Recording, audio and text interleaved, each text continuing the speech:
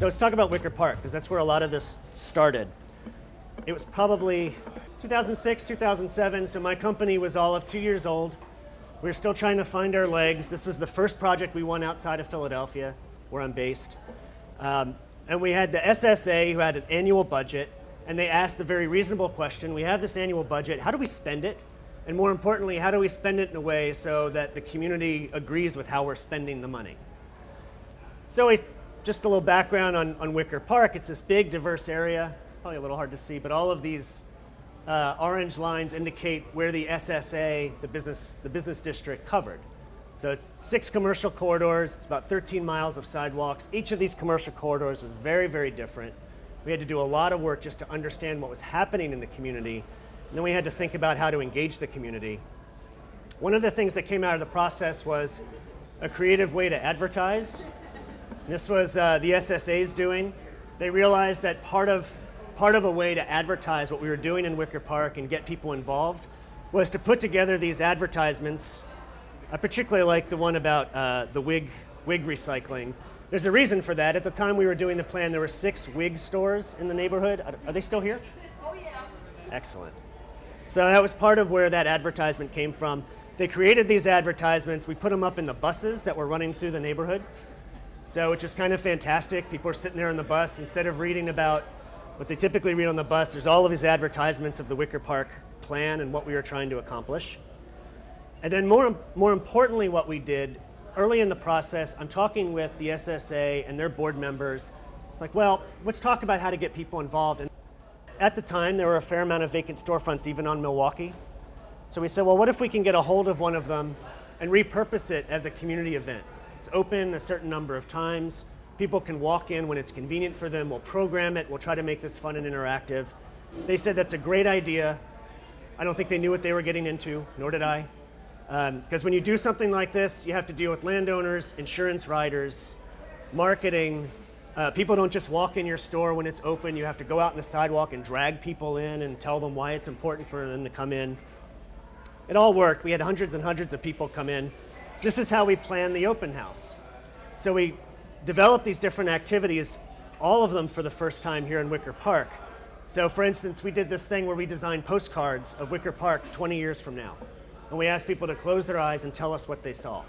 So this was a great way that we got some vision statements out of this process. We did this DIY budgeting exercise. So we took the SSA budget and then we broke it up into a couple key categories. And then we asked people to spend their limited amount of fake dollars that we gave them to help prioritize.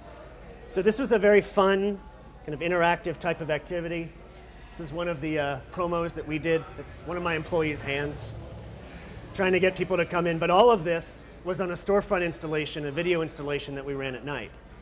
So this open house was open for 3 consecutive Saturdays, I think from like 12 to 4. It was programmed with guest speakers and events. And when it wasn't running, we had this video installation going at night.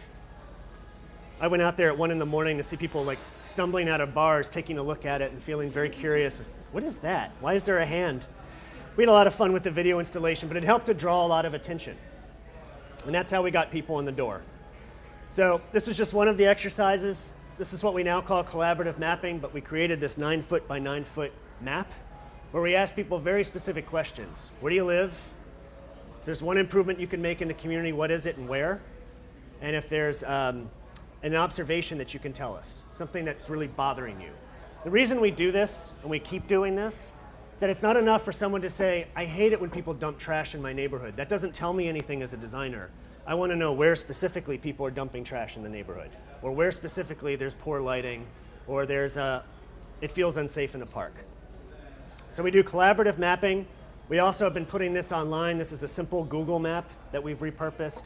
We get a lot of hits by doing this both online and in person with the big 9-foot by 9-foot map. These were our postcards from the future, so this is what we had designed. And these are just some of the responses. The responses were great. They were very creative. We always get some silly ones too, but we get a lot of creative responses. We essentially took all of these responses and crafted the vision statement for the entire plan out of this exercise because there was so much good thinking about where the neighborhood should go. And then this was the result of our DIY budgeting exercise. The different piggy banks represented the different ways that the SSA spends their money. from advertising to facade improvements to safety, planning, those types of things, and we could then gauge what was really most important to the community and start to create a plan around that. The SSA also reached out to a local videographer, and we did kind of real-world confessionals about Wicker Park. These were great. We had a lot of fun with these. We even got the aldermen at the time, both of them, to sit in on this and tell us a lot about the community and what their hopes were for Wicker Park. And then the result of the photo suggestion booth, this may have had the biggest impact, but what we did was we asked people to give us their one big idea. We had a speech bubble chalkboard that we gave them. They wrote their idea on the chalkboard, and then we took a picture of them with their idea. So I think we had 300 or 400 different ideas for the neighborhood. We posted them up on Flickr. They had 10,000 plus views after about 6 months or so. So even if people weren't participating, they were at least watching, looking at what was happening. And this is a very visceral way for people to see themselves in the plan. We included these photos in the plan. Whenever we introduced ideas, strategies, recommendations, people could see themselves and their impact on how the plan was shaped. That was thousands of views, yeah. So this is a couple examples. This was Peyton Chung, who was on the board of the SSA at the time. Is he still on the board? What is he doing? Okay.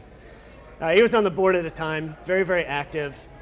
He was very concerned about making best use of the bus system that was running through the neighborhood. This is the first neighborhood in the city that got the bus tracker installed in all of the, in some of the businesses here in Wicker Park, which is really innovative. We pushed this idea that, if you put these bus trackers within the stores, this is at a time when you couldn't just get on your cell phone and see where the bus was coming. This is a way to drive people into local retail, but also drive people to using the bus more frequently. So this was the first neighborhood to have the bus tracker system. There was certainly a lot of talk about art. We always like this quote. This was something that happened pretty quickly after we were done with the plan. This was a storefront art exhibit. Mostly local artists participated in this. We had a lot of vacant storefronts at the time. And I think, again, this generated a lot of interest in supporting the arts in Wicker Park, which was a big topic of discussion in the plan. There was a lot of conversation about bikes. I don't know if Milwaukee's called this still, but when we were working here, it was called the Hipster Highway, because everybody was on their bikes on Milwaukee. So the intent was to really make Milwaukee the bike route. So we had done some ideas for bike signage, bike lanes, but even removing some parking on street for bicycle parking, which, sort of the third rail of planning. You can't talk about dog parks or removing parking in any neighborhood because people get really upset with you one way or the other. We were able to pull this off. This is the first neighborhood in Chicago where we have removed some on-street parking and replaced it with bicycle parking. I think we have far too many conversations about parking in general, but that's my own general feeling.